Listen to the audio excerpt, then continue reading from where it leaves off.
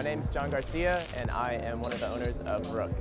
So the movement for our brand this year is we're trying to expand the collection. Obviously, our collection is getting bigger and bigger, so we're trying to take that same, I guess, graphic and illustration elements that people know our brand for, and kind of try to incorporate that into the cut and sew and incorporate that into our headwear. Try to, I guess, set the bar a little bit higher because there are so many brands out there right now that we definitely are trying to separate ourselves. I think the best way we can do that is probably with our graphics.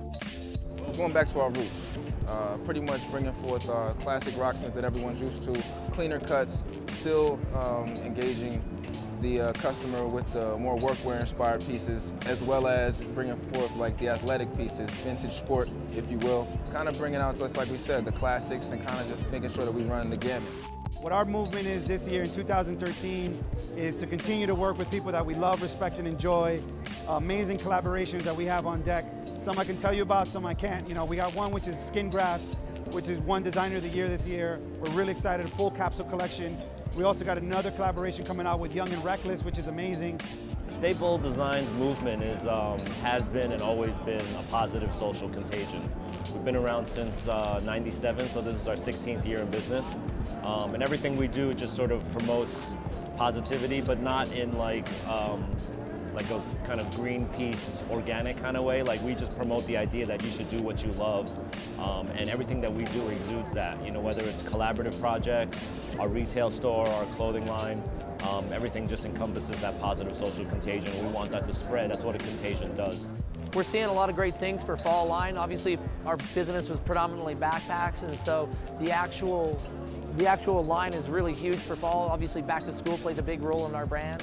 We have a whole bunch of new materials, and really what we're progressing on is taking that heritage classic style of ours and then adding modern elements. So it's really interesting to see the evolution of retail and how they're doing. Everybody used to be so concentrated on their one thing that they did really well, and I find as a show as a whole, everybody's being more collaborative, and you're seeing the retail landscape change so much.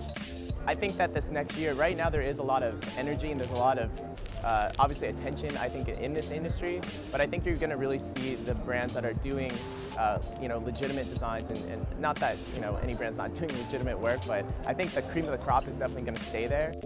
So some of the things that we're seeing this year in terms of just not only Android owned, but all the brands, is a lot more cooperation and communication. We feel like it's a good time in the industry right now, where a lot of people are looking at streetwear as a real, like, serious vehicle to, you know, fashion, young men's fashion, and maybe finally getting into true props and do as a real sector of the market. Where you're seeing a lot of like cross-segmentation between higher end and streetwear, and just different types of segments of the market kind of coming together.